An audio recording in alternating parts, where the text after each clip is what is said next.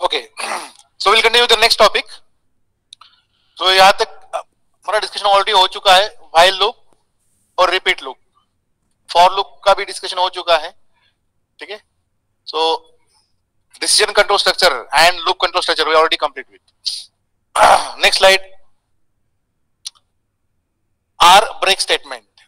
So jump statement. These statements are called as jump statement. है ना? C language में भी available है concept. जो jump statement C language में available है. Break statement and continue statement. As it is available in R programming, but there is one change. जो continue statement हम C language में यूज करते थे, उसका नाम हो गया अभी यहाँ पे next. In place of continue, you are supposed to use this keyword next. ठीक है. Otherwise that C language का जो break और continue statement है, R programming में break as it is है, with same concept, same syntax. ठीक है. और continue की जगह पे सिर्फ आपको next keyword यूज करना है. Working is same as. तो इतना important नहीं है टॉपिक.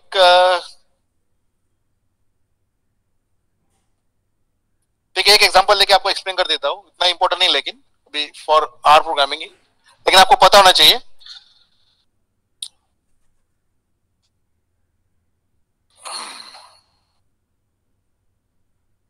ठीक है. सो break and next, these are the jump statements of R programming. Why these statements are called as jump statement? Because whenever this statement get execute, control jump from one location to some other location. है ना? When that jump statement get execute, control jump from that location to some other location. ठीक है. That's why the statements are called as jump statements. So कितने jump statements है? दो jump statements है, break and next. जो C language में break और continue था, यहाँ पे क्या हो गया? break and next. ठीक है. So break statement का क्या यूज है? Whenever break statement get execute, control jump from that location to outside the loop. Make sure that कि break and this next statement only you can use within the loop control structure. Loop control structure के अंदर ही आप उसको इस statement को use कर सकते हो. ठीक है.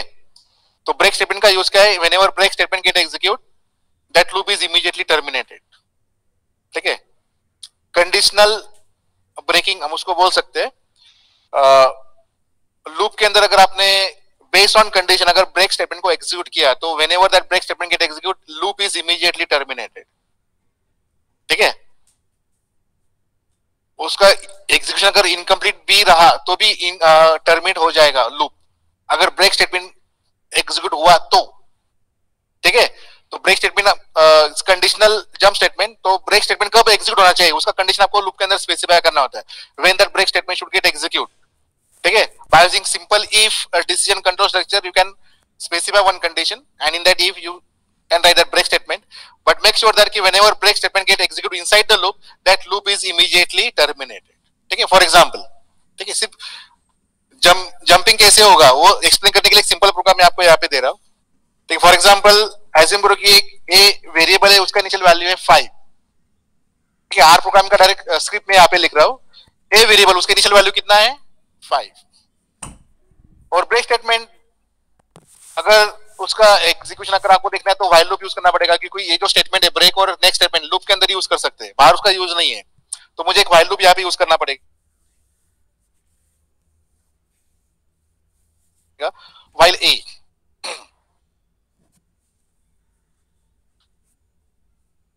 So when this loop get execute, that the value of a will be reduced by 1.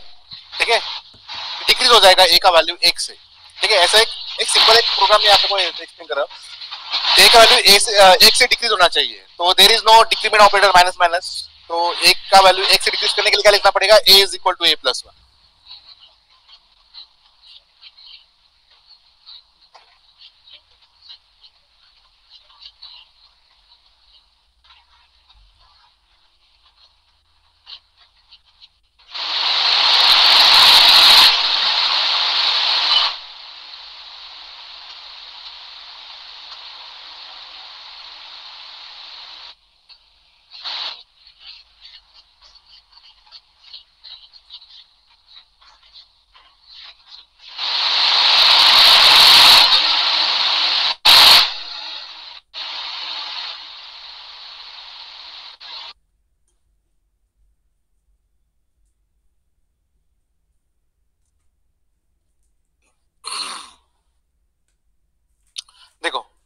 So while loop, इस व्हाइल लूप के अंदर इतने सारे इंस्ट्रक्शंस है, ठीक है। व्हाइल लूप के अंदर ब्रेक स्टेटमेंट का यूज किया है, लेकिन ब्रेक स्टेटमेंट कब एग्जीक्यूट होना चाहिए उसका कंडीशन भी मैंने स्पेसिफाई किया है। Conditional jump statement, break statement कब एग्जीक्यूट होना चाहिए उसका कंडीशन आपको देना पड़ता है ना। तो ये मैंने यहाँ पे कंडीशन दिया कि if the value of A become 3, है ना, if a is equal to 3, then only then this break statement will get executed. But when this break statement get executed, that loop is immediately terminated. ठीक है। So can you predict the output of this program? इस programme का output क्या होगा? अगर ये program execute किया तो क्या डिस्प्ले होगा आउटपुट? ठीक है, देखो आउटपुट क्या होगा, इधर ही मैं आपको टाइप करके दिखाता हूं। सो ए का वैल्यू इनिशियली क्या है 5, ठीक है। Then while loop get execute, so ये लूप कंट्रोल स्ट्रक्चर है तो it will get execute repeatedly again and again. कब तक एग्जीक्यूट होगा? जब तक ये कंडीशन ट्रू है तब तक एग्जीक्यूट होते ही रहेगा loop. As soon as the condition become false, loop will get terminate, ठीक है। So let execute this while loop first time while a, so this expression is true और फॉल्स। तो ये एक्सप्रेशन ट्रू है, why? Because any non-zero value is considered as true in any programming language. मैं सिर्फ C या फिर R programming language की बात नहीं कर रहा हूं, कौन से भी प्रोग्रामिंग लैंग्वेज में any non-zero value is considered as true value. Only zero is false. Whether it is C, C++, R, Python, VB, Java, कौन सा भी प्रोग्रामिंग लैंग्वेज अगर आपने एज्यूम किया तो हर एक प्रोग्रामिंग लैंग्वेज में नॉन जीरो वैल्यू को कंसिडर किया जाता है एज अ ट्रू वैल्यू। तो व्हाइल लूप का कंडीशन ट्रू है या फॉल्स है? यहाँ पर ट्रू है ना, क्योंकि यहाँ पे व्हाइल लूप में क्या लिखा है एक्सप्रेशन ए, और ए का वैल्यू क्या है 5, जो कि नॉन जीरो वैल्यू है।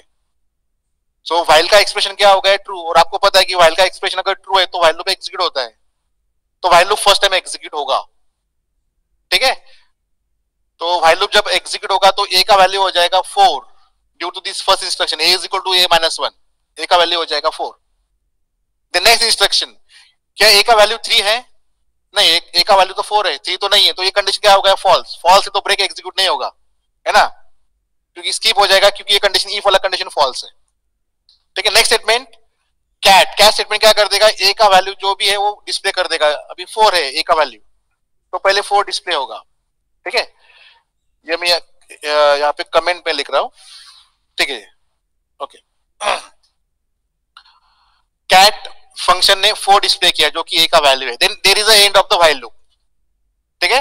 While loop will automatically execute next time, क्योंकि लूप कंट्रोल स्ट्रक्चर है वो तो एग्जीक्यूट होते रहेगा रिपीटेडली, ठीक है। Next time while a, again second time this expression is true. Why? Because the current value of a is 4 now.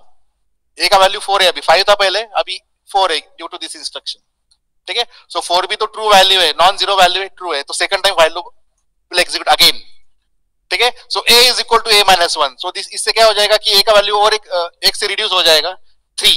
Now the value of a is 3। The next statement, if a equal to 3, क्या a का value 3 है? Yes, it's true. So as this expression is true, if will get execute, और if में तो एक ही statement है break, तो ब्रेक क्या कर देगा? इस व्हाइल लूप को टर्मिनेट कर देगा डायरेक्टली। अगर ये ब्रेक स्टेटमेंट नहीं होता तो और 3-4 बार एग्जीक्यूट होता व्हाइल लूप, ठीक है। लेकिन ये कंडीशन ट्रू हुआ, ए का वैल्यू 3 है, that's why break statement get execute, और ब्रेक स्टेटमेंट ने क्या कर दिया? इस लूप को डायरेक्टली ब्रेक टर्मिनेट कर दिया, पूरा का पूरा लूप टर्मिनेट हो गया। Control jump from this location to outside the loop. Jumping statement क्यों बोलते हैं इस स्टेटमेंट को? क्योंकि control jump from this location to outside the loop, और आउटसाइड अगर इंस्ट्रक्शन होते तो वो एग्जिट होते हैं अभी बाद में सीक्वेंस में 1 बाय 1। हालांकि इस प्रोग्राम में अभी बाद में इंस्ट्रक्शन है, लूप के बाद प्रोग्राम टर्मिनेट हो जाएगा डायरेक्टली। तो आउटपुट क्या होगा? Simply 4 will get displayed. अगर ये स्टेटमेंट नहीं होता तो 4 भी डिस्प्ले होता, 3 भी डिस्प्ले होता, 2 भी डिस्प्ले होता, 1 भी डिस्प्ले होता, लाइक दिस, ठीक है। लेकिन बीच में ही मैंने इस लूप को ब्रेक कर दिया, टर्मिनेट कर दिया। कब टर्मिनेट किया? अगर ए का वैल्यू जब 3 होगा तब। कंडीशनल ब्रेक स्टेटमेंट है। यहाँ पे सिर्फ मैं आपको ब्रेक स्टेटमेंट का यूज एक्सप्लेन कर सकता हूँ, लेकिन कहां पे कब कैसे यूज करना है तो टोटली आपके प्रोग्रामर के ऊपर डिपेंड करता है, ठीक है। तो इस प्रोग्राम का आउटपुट क्या होगा? सिंपली 4 विल गेट डिस्प्लेड, ठीक है। So let's save this program. So उस प्रोग्राम को मैं नाम दे रहा हूं ब्रेक डॉट आर। ठीक है, तो प्रोग्राम को अगर रन किया तो 4 डिस्प्ले होगा सिर्फ, देखो 4 डिस्प्ले हो रहा है। ठीक है,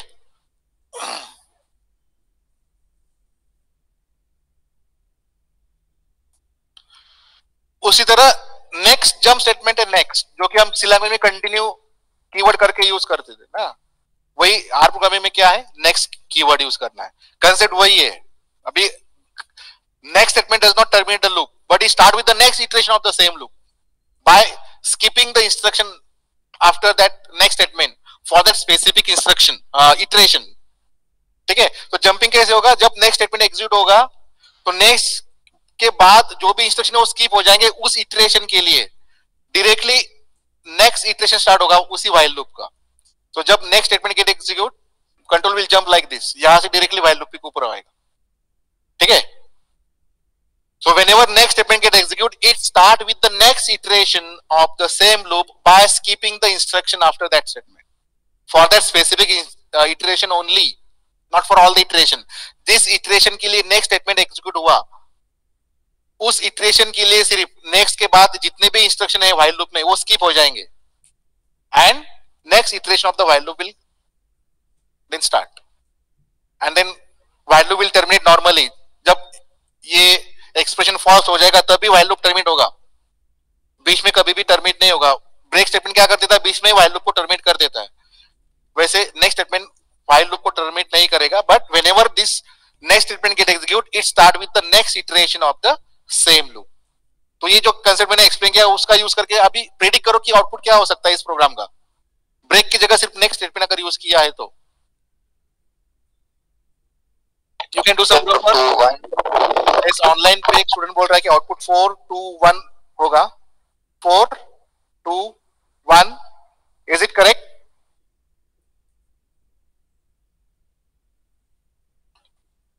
I think 0 also get displayed। ठीक है, the output of the program will be 4 2 1 0 as well। Let's check whether ठीक है what output will get displayed। We'll execute this program from the beginning।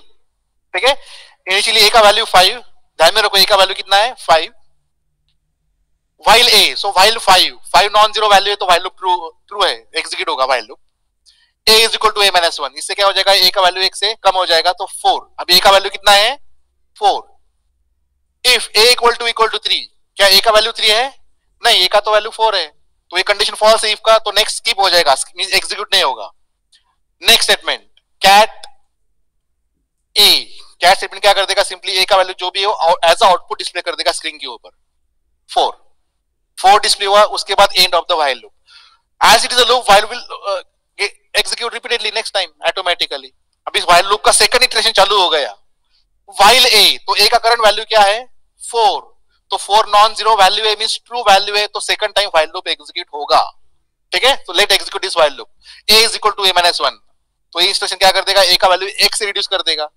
अब a का वैल्यू कितना है 3, 4 था, अभी 3 हो गया ड्यू टू दिस इंस्ट्रक्शन।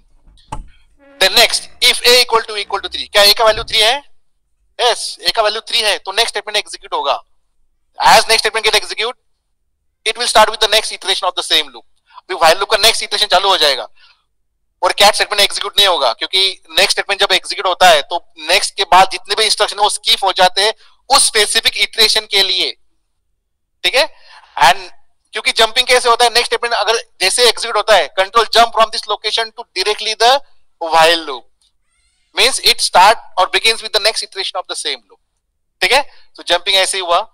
तो a का वैल्यू कितना है करंटली 3 वैल्यू है, तो नेक्स्ट टाइम भी व्हाइल लूप एग्जीक्यूट होगा क्योंकि a का वैल्यू 3 है, जो नॉन जीरो वैल्यू है ट्रू है।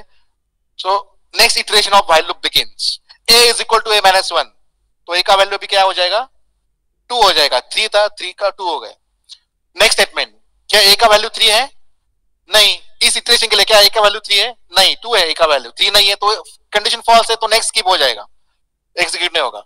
नेक्स्ट स्टेटमेंट कैट a, तो a का वैल्यू क्या था अभी 2, वो डिस्प्ले हो जाएगा।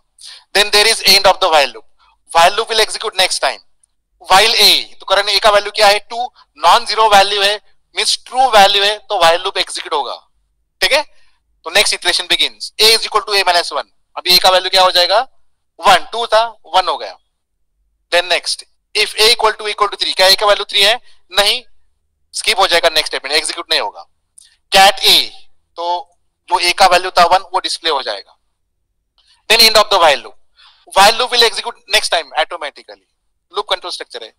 so while a means while 1 हो गया है ना, while 1 a का वैल्यू 1 है, again it is non zero value, true है while loop, तो while loop और एक बार एग्जीक्यूट होगा, तो a is equal to a minus 1, अभी a का वैल्यू क्या हो जाएगा 0, 1 था, हाँ लास्ट वैल्यू 1 था a का, तो 1 minus 0 is, so 1 minus 1 is 0, तो a का भी वैल्यू है 0, तो क्या a का वैल्यू 3 है, नहीं, नेक्स्ट स्किप हो जाएगा। कैट क्या कर देगा, a का वैल्यू डिस्प्ले कर देगा जो कि 0 है, ठीक है।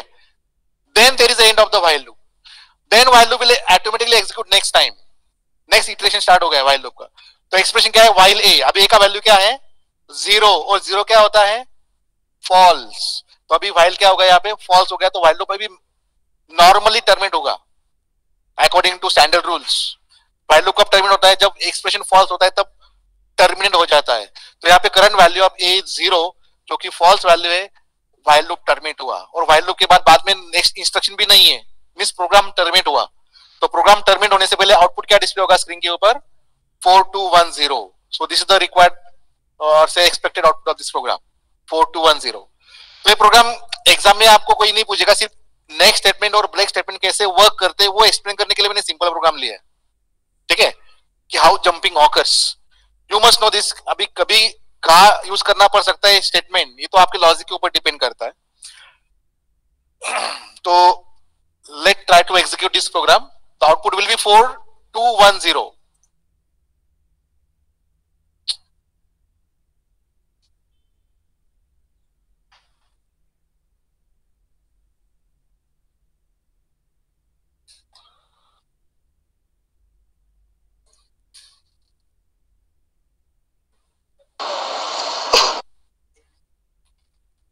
तो वही प्रोग्राम एग्जीक्यूट करेंगे ब्रेक वाला, लेकिन उसमें नेक्स्ट स्टेटमेंट यूज किया है।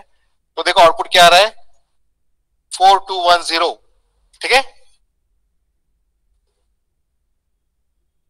The next topic R break statement हो गया, नेक्स्ट स्टेटमेंट भी हो गया, फंक्शंस, ठीक है। R functions, you can also use user defined function while writing R script,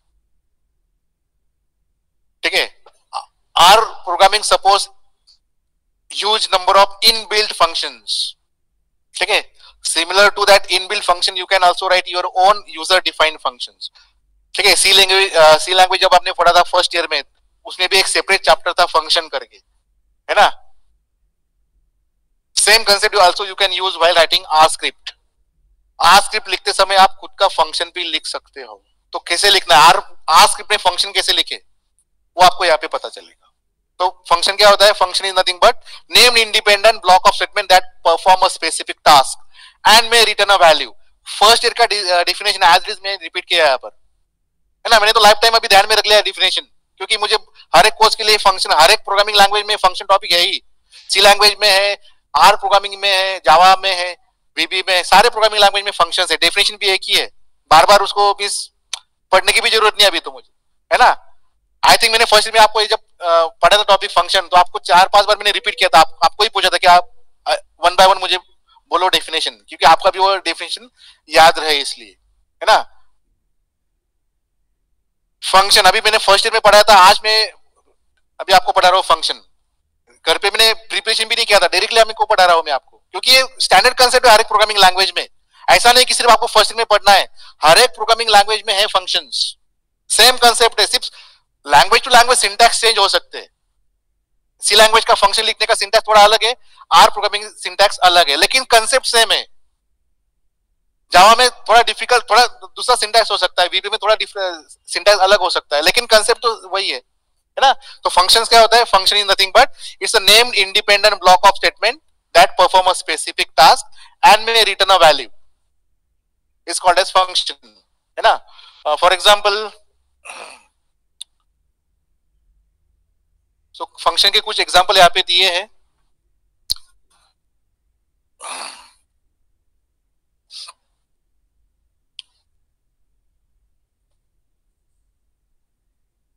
we'll go to the syntax of writing function. R programming में function कैसे लिखे, सो उसका सिंटैक्स यहाँ पे दिया है, function name is equal to, ठीक है, जो भी फंक्शन यूजर डिफाइंड फंक्शन आपको आर प्रोग्रामिंग में लिखना है, you can give any name to the function, ठीक है। सो पहले आपको फंक्शन को एक वैलिड नेम देना है, ठीक है, function name equal to then function keyword as it is, ठीक है, followed by brackets, round bracket, where you can write parameters, ठीक है, parameters are used to exchange information from calling point to call point, है ना, सारे concept आपको पता है ऑलरेडी, फर्स्ट में सीखा आपने। Then in opening and closing curly bracket you are supposed to write the function body, the task which is to be perform by the function, function का लॉजिक आपको आप लिखना होता है, ठीक है। एक बार आपने फंक्शन लिखा, बाद में उसको कॉल करना पड़ेगा, जब तक आप फंक्शन को कॉल नहीं करते वो एग्जीक्यूट नहीं होता, unless and until you call the function, function will never get execute। और फंक्शन को कैसे कॉल करना है, सिंपली फंक्शन का नाम लिखना होता है एज अ इंस्ट्रक्शन, ठीक है। So that's why it's while writing the function itself you are supposed to specify a unique valid name to the function। so function लिखते समय, R प्रोग्रामिंग में फंक्शन लिखते समय पहले फंक्शन का नाम लिखना है, you can give any name to the function, function name equal to function keyword as it is, इसको चेंज नहीं, according to syntax as it is function keyword लिखना है, ठीक है। and after that keyword round bracket, empty round brackets you can write or any parameters or variable name, arguments name you can specify over there, ठीक है। then opening and closing curly bracket, and in that opening and closing curly bracket you are supposed to write the main logic of that particular function, ठीक है। so there are 4 components of the function, function name ये पहला component है, 4 components आपको लिखना है compulsory, ठीक है। जब आप प्रोग्राम लिखोगे, स्क्रिप्ट लिखोगे आर प्रोग्रामिंग में फंक्शन का यूज करते हुए, तो चेक करो कि 4 कंपोनेंट्स आए के आपके कोड में, ठीक है। पहला कंपोनेंट क्या है, फंक्शन नेम, जो कि आपको यहाँ पे देना है, हर एक फंक्शन को पहले आपको एक यूनिक नेम देना है। अगर मुझे एडिशन का फंक्शन लिखना है तो मैं यहाँ पे ऐड नेम स्पेसिफाई करता हूँ, add is equal to function ऐसे लिखना पड़ेगा, ठीक है। अगर मुझे फंक्शन को डिस्प्ले नाम देना है तो डिस्प्ले इक्वल टू फंक्शन कुछ इस तरह से लिखना पड़ेगा, ठीक है। You can give any name to the function, और फंक्शन को नाम देना ही है कंपलसरी, ठीक है। तो पहला कंपोनेंट क्या है, फंक्शन नेम, जो आपको यहाँ पे देना है। दूसरा कंपोनेंट क्या है, आर्गुमेंट्स और पैरामीटर्स। ये function keyword as it is use करना है, इक्वल टू के बाद इसको स्किप नहीं करना है, ठीक है। So way to create function in R programming, ठीक है। Function name is equal to function keyword, then bracket में सेकंड कंपोनेंट जो कि arguments, is optional, parameter use करना है नहीं करना है टोटली ऑप्शनल पार्ट है, तो कब यूज करना है कैसे यूज करना है मैं आपको जब एग्जाम आपको एक्सप्लेन करूंगा यूज फंक्शन का, तब मैं आपको एक्सप्लेन करने वाला हूं फंक्शन। तो पैरामीटर्स अगर आपको यूज करना तो वो पैरामीटर्स के डिटेल्स आपको यहाँ पे देना पड़ेगा ब्रैकेट्स के अंदर, ठीक है। ऑप्शनल है, अगर नहीं यूज करना है तो आप स्किप कर सकते हैं parameters, simply you can leave this bracket empty, function के बाद एम्प्टी, लेकिन ये ब्रैकेट्स कंपलसरी है, उसको स्किप नहीं कर सकते ब्रैकेट्स को, राउंड ब्रैकेट जो है वो कंपलसरी। पैरामीटर नहीं यूज करना तो एम्प्टी ब्रैकेट्स आना चाहिए फंक्शन के बाद। Then in between opening and closing curly brackets actual function body. So third component is what, the function body. So addition का function है तो addition का logic यहाँ पे आएगा, subtraction का function अगर आप लिख रहे हो तो यहाँ पे subtraction का logic आएगा, area of circle calculate करने का अगर आप function लिख रहे हो तो area of circle calculate करना logic यहाँ पे आएगा, है ना। function perform specific task, एक specific task करने task perform करने के लिए आपको function लिखना होता है। So function क्या task perform कर रहा है, accordingly that logic you are supposed to write here, which is the third component, ठीक है। And last component is the return value. So function में return a value, ठीक है, function में return a value to the calling point. So function जो भी value अगर return कर रहा है तो उसका description इस function body में आएगा last में, last instruction in the function body is related to the return statement. After execution if function is going to return value, that return statement you can write there in the function. So these are the 4 components of the function.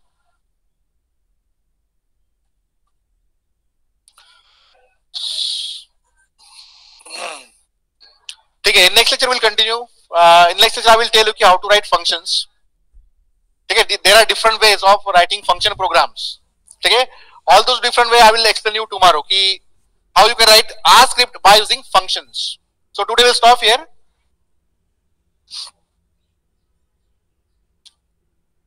Bye students, leave the meeting and